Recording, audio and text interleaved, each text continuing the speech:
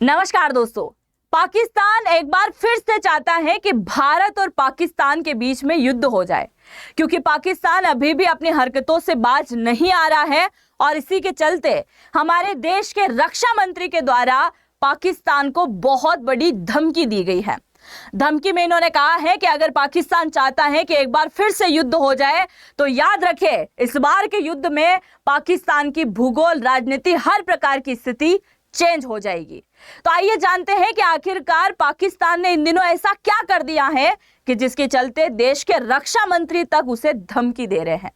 शुरुआत करते हैं आज के इस वीडियो की। मेरा नाम है अंजलि और मैं आप सभी का स्वागत करती हूं एग्जाम नारी के यूट्यूब प्लेटफॉर्म पर। अब सबसे पहले आप जरा यहां पर देखिए, ये आपको दिखाई दे रहा है, ये है हमारे देश का नक्शा और यहीं पर आपको दिखाई दे रहा होगा पाकिस्तान का नक्शा भी, है ना। अब हुआ क्या, कल के दिन यानी कि 2 अक्टूबर के दिन, दशहरे के दिन हमारे देश के रक्षा मंत्री कहां पहुंच जाते हैं? गुजरात के इस वाले छोर में पहुंच जाते हैं जहां पर क्या है, कच्छ का रण मौजूद है। इसी कच्छ के रण के अंदर वो क्या करते हैं, अस्त्र शस्त्र की पूजा कर रहे होते हैं और पूजा करते समय उनके पास ये खबर आती है कि पाकिस्तान ने एक बार फिर से अपनी हरकतों से बयां कर दिया है कि वो कभी भी बाज नहीं आने वाला है। अब इसने क्या किया है, तो आप यहां पर देखिए, यहां से लेकर यहां तक आपको भारत पाकिस्तान की एक बॉर्डर दिखाई दे रही होगी जिसे हम सर रेड क्लिफ के नाम से जानते हैं।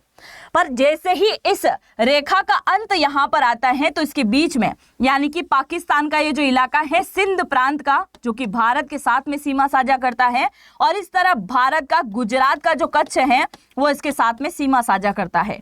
इन दोनों के बीच में एक क्षेत्र आता है जो कि 96 किलोमीटर का है और इसे हम कहते हैं सर क्रीक। अब ये सर क्रीक क्या है, इसके बारे में थोड़ा सा आगे मैं आपको बताने वाली हूं। सर क्रीक जो इलाका है, इसी इलाके के अंदर पाकिस्तान ने क्या करना शुरू कर दिया है, नौसेना की चौकियां यहां पर बनाना शुरू कर दिया।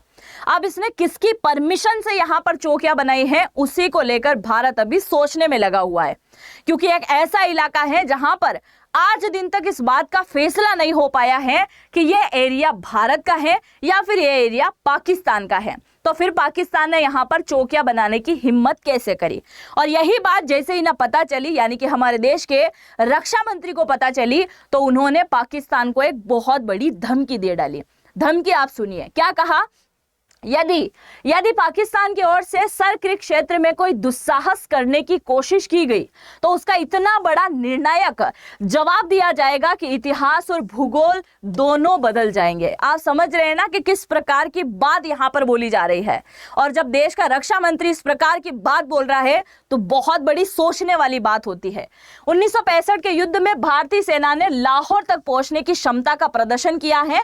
आगे इन्होंने कहा है कि 2025 में पाकिस्तान को याद रखना चाहिए कि कराची जाने का एकमात्र रास्ता है और वो रास्ता सर क्रीक से होकर गुजरता है।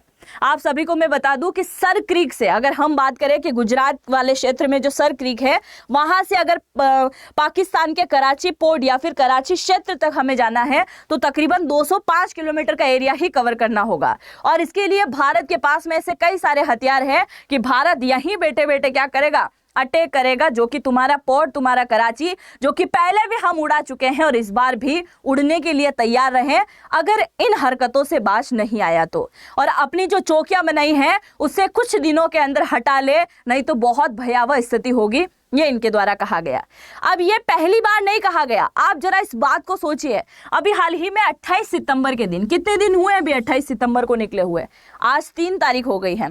28 सितंबर के दिन देश के रक्षा मंत्री के द्वारा यह स्टेटमेंट दिया गया था कि हम पीओके को बहुत जल्द वापस लेंगे और इस प्रकार से वापस लेंगे कि यहां पर किसी प्रकार का खून खराबा भी नहीं होने वाला है, कोई युद्ध नहीं होगा, कुछ नहीं होगा और हम बहुत आसानी से उसे ले लेंगे। और आज की न्यूज में आपने जरूर देखा होगा कि पाकिस्तान के कई सारे सैनिकों को पीओके के लोगों ने बंधक बना लिया है। पीओके के लोग लगातार नारेबाजी कर रहे हैं, हम तुम्हारी मौत है, हम तुम्हें मार डालेंगे। मैंने आपको इससे पहले वाले वीडियो में भी बताया था।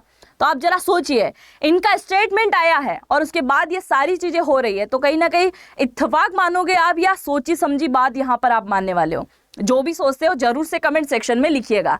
आगे आप देखिए, यहाँ पे अगर हम इसको थोड़ा सा जूम करके देखें तो ये कुछ इस प्रकार का आपको दिखाई देगा।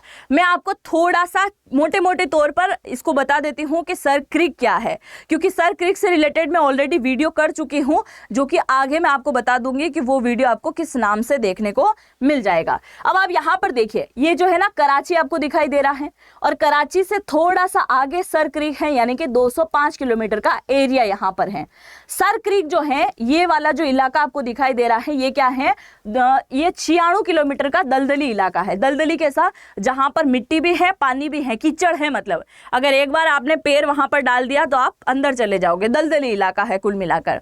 अब इस क्षेत्र को लेकर लड़ाई इस वजह से है क्योंकि इसी वजह से हमारा समुद्री एरिया तय होता है। समुद्री एरिया कैसे तय होता है, जैसे कि ये भारत का अंतिम बॉर्डर है, और यहां पर अगर हमारे कोई टापू है तो यहां से आगे का 200 मील हमारा होगा, और अगर यहाँ किसी प्रकार का टापू नहीं है तो फिर इसी जगह से तय किया जाएगा कि ये 200 मील का एरिया है। आप समझ रहे ना, इतना एरिया और भारत के पास में छूट गया है, और इतने एरिया के आगे से ये काउंट हो रहा है। यानी सर क्रीक हमारे लिए इतना इंपॉर्टेंट है। और दूसरी बात यह है कि सर क्रीक के इलाके में ये पता लगाया गया है कि यहाँ पर तेल और गैस का बहुत बड़ा भंडार है, जो कि फ्यूचर में यहाँ से निकाला जाएगा। अब पाकिस्तान यहाँ अपनी हरकतों से बाज इसलिए नहीं आ रहा है क्योंकि 1914 के दौरान अंग्रेजों के समय में एक यहाँ पर नक्शा जारी किया गया था। अंग्रेजों ने उस समय कहा था कि यह नक्शा हम जारी कर रहे हैं, और इसमें भारत के पूर्वी इलाके तक का जो एरिया है वो किसका हो जाएगा, ये पाकिस्तान वालों का होगा। और भारत इस चीज को कभी एग्री नहीं करता है।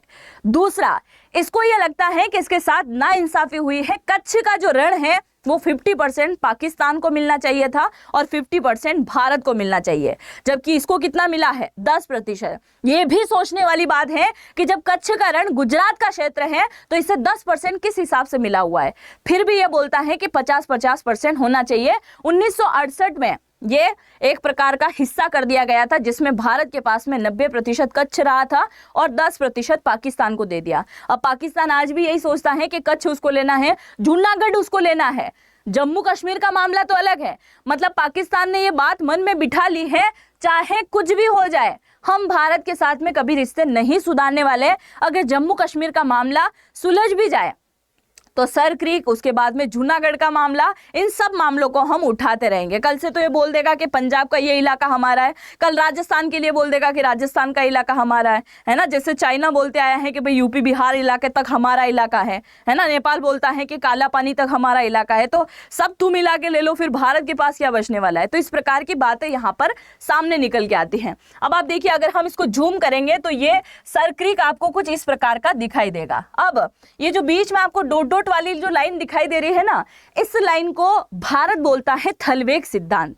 अब ये थलवेग सिद्धांत क्या है, भारत का कहना है कि हम नहीं चाहते हैं कि एक प्रकार का और इस एरिया को लेकर युद्ध हो, इसलिए एक काम करते हैं, आधा आधा बांट लेते हैं। 96 किलोमीटर का एरिया है, बीच में से काट लेते हैं, आधा भारत का आधा पाकिस्तान का। पाकिस्तान एग्री नहीं है, पाकिस्तान बोल रहा है कि ऐसा नहीं होगा।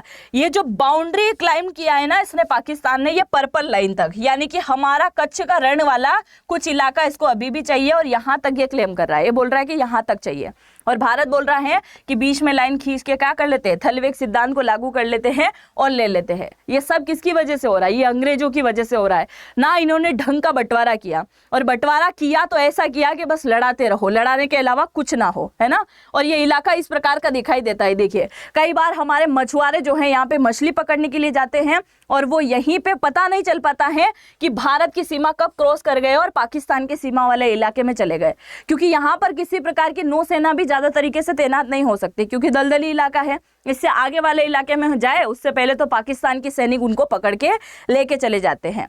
अब आगे आप देखिए, अब राजनाथ सिंह के द्वारा ये जो स्टेटमेंट दिया गया है कि हम आपको वापस से एक युद्ध याद दिला देंगे, क्योंकि आप जरा इस बात को भूलने की कोशिश कर रहे हैं, तो हम आपको याद दिलाना चाहेंगे कि अभी भी हमारी भारतीय सेना एक्टिव मोड में है। और हम ये बात कई बार बोल चुके हैं कि अभी तक हमने ऑपरेशन सिंदूर को खत्म नहीं किया है। आपने इस स्टेटमेंट को कई बार सुना होगा, क्योंकि भारतीय सेना भी बार बार बोल रही है कि हमने ऑपरेशन सिंदूर को अभी खत्म नहीं किया है, और जरूरत पड़ने पर ऑपरेशन सिंदूर 2.0 की हम जरूर से शुरुआत करेंगे। अगर पाकिस्तान ने इसी प्रकार की हरकत रखी तो फिर करना पड़ेगा।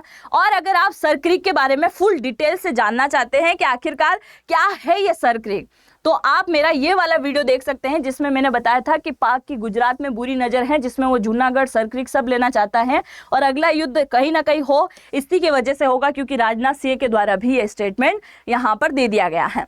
आगे की जानकारी को जानने से पहले अगर आप मुझे इंस्टाग्राम पे फॉलो करना चाहे तो इस नाम से मेरी आईडी आपको मिल जाएगी, स्कैन करके सीधा आप मेरी आईडी पर पहुंच सकते हैं।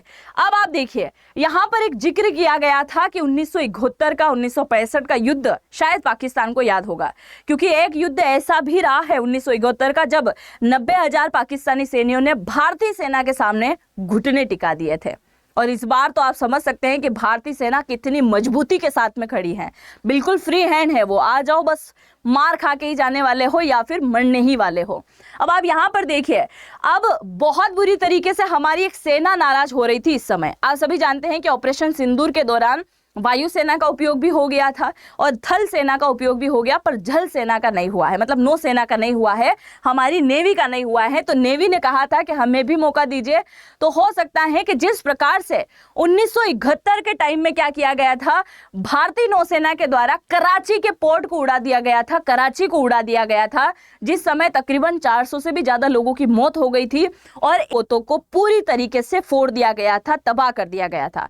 अब पाकिस्तान के मन में आज भी यही गलतफहमी है कि उस समय भी हमें अमेरिका ने बचाया, आज भी हमें अमेरिका बचाने के लिए रेडी है, क्योंकि अभी कुछ समय पहले सूटकेस लेके घूम रहे थे ना पाकिस्तान का पीएम और आर्मी चीफ, जो कि अभी फील्ड मार्शल बना है, वो मिनरल रिसोर्सेज बता रहा है और ऐसा फील हो रहा है कि जैसे कोई मदारी खेल दिखाने के लिए आया हो और सूटकेस को खोल के दिखा रहा है, भाई साहब हमारे पास में ये प्रोडक्ट है, आप कौन सा खरीदना चाहोगे। तो उससे यही लगता है कि अभी हमारे नए आका अमेरिका बना है, तो चाइना तो जब आका था तो उसकी वजह से तो हवा निकल चुकी है ना, पर अब जो है नए आका है अमेरिका, तो अमेरिका हमारी तरफ से लड़ाई लड़ेगा, इसीलिए हम क्या करते हैं, भारत को परेशान करना शुरू कर देते हैं। अब आप यहां पर देखिए 1971 में जब 4 और 5 तारीख को ऑपरेशन ट्रिडेंट की शुरुआत की गई थी, उस समय भी यहां पर 3 प्रकार के विमानों को फोड़ दिया था भारत की तरफ से। PNS मुहाफिज जो कि इनका युद्धपोत था, इसको फोड़ा था हमारे INS वीर के द्वारा, डुबा दिया था बुरी तरीके से। फिर MV वीनस चैलेंजर को जो है INS निपात के थ्रू डुबा दिया गया था। PNS खैबर को INS निगट ने डुबा दिया था। मतलब हमारे 3 टाइप के विमान गए थे और उनके 3 टाइप के विमान जो है पूरी तरीके से खत्म हो गए। फिर ऑपरेशन पाइथन की शुरुआत हुई और कराची पोर्ट को पूरी तरीके से धमाके में तब्दील कर दिया। तो हो ना हो इस बार हमारी नेवी का नंबर लग जाएगा। दूसरा, आगे राजनाथ सिंह के द्वारा कहा गया था कि सरक्रिक ज्यादा दूर नहीं है और हमारा जो S-400 है इसकी बहुत लंबी दूरी तक वार करने की क्षमता है, तो तुम यहां से 200 किलोमीटर के एरिया में हो और हम बहुत आसानी से तुम्हारे ऊपर वार कर सकते हैं। हो ना हो इस बार तुम्हारा एरिया पूरी तरीके से फोड़ दिया जाएगा, जिस बात को लेकर अभी हाल ही में बात कह दी गई है। तो आप बताइए जरा कि राजनाथ सिंह के इस प्रकार के जो स्टेटमेंट दिए गए हैं उन्हें लेकर आप क्या सोचते हैं, क्योंकि अभी कुछ समय पहले पी चिदम्बरम ने भी यही बोला था कि हर बार जब भारतीय सेना युद्ध लड़ने के लिए रेडी होती है, हर बार जब भारत सरकार इस बात का निर्णय करती है कि अब पाकिस्तान को सबक सिखाना जरूरी है, अमेरिका बीच में आ जाता है और उनको बचाने की कोशिश करता है। आपको क्या लगता है कि इस बार अगर युद्ध की शुरुआत होती है तो अमेरिका बीच में बचाने के लिए आएगा या फिर वो पाकिस्तान की तरफ से युद्ध लड़ने वाला है? क्योंकि इस बार भी इस बात के स्टेटमेंट आए थे कि तुर्की और चाइना ने बोला था कि हम तुम्हें बचाने के लिए बैकग्राउंड में खड़े हैं। क्या अमेरिका खुले तौर पर सामने आने वाला है? आप जो भी सोचते हैं जरूर से कमेंट सेक्शन में लिख के जाइएगा। राजनाथ सिंह ने जो स्टेटमेंट दिए हैं उन्हें लेकर आप क्या सोचते हैं जरूर से लिख दीजिएगा। आगे बढ़ने से पहले अगर आप इनमें से किसी भी कंपनी के अंदर नौकरी लगना चाहते हैं, आपकी जो भी फेवरेट कंपनी आपको यहाँ पर दिखाई दे रही है, आपको जितनी भी कंपनी जैसे L&T हो गया है, फ्लिपकार्ट, पेटीएम, एयरटेल, किसी भी कंपनी में नौकरी लगना चाहते हैं तो आपको कुछ नहीं करना है। इसी वीडियो के कमेंट सेक्शन में आप जाएंगे, पहला कमेंट मैंने पिन कर रखा है, उस पर आप जैसे ही टाइप करेंगे तो मोबाइल नंबर, आपका ईमेल आईडी और यहाँ पर आपको जो है अपना नाम डालना है और इसके साथ ही यहाँ पर एक डिस्काउंट कोड का इस्तेमाल आपको करना होगा, जिससे आपको अभी कुछ टाइम के लिए जो है AN50 का डिस्काउंट यहाँ पर मिल जाएगा। इसके अंदर हम आपको सिखाने वाले हैं data science, PSA, Java, Python, competitive coding, artificial intelligence, कई प्रकार की चीज़ें हम आपको यहाँ पर प्रोवाइड करने वाले हैं। यहाँ ऑलरेडी 51,000 से ज़्यादा स्टूडेंट नौकरी प्राप्त कर चुके हैं और आप भी इनमें से एक हो सकते हैं। अगर आप भी चाहते हैं कि आप अपनी फैमिली के लिए कुछ कर लें तो ज़रूर से इसको ज्वाइन कर लीजिएगा। लिमिटेड टाइम के लिए हमारे पास में सीट है और लिमिटेड ऑफर यहाँ पर रहने वाला है। और चैनल पर पहली बार आए हैं तो सब्सक्राइब करना बिल्कुल भी मत भूलिएगा। हम मिलते हैं नेक्स्ट वीडियो में, तब तक के लिए जय हिंद, जय भारत।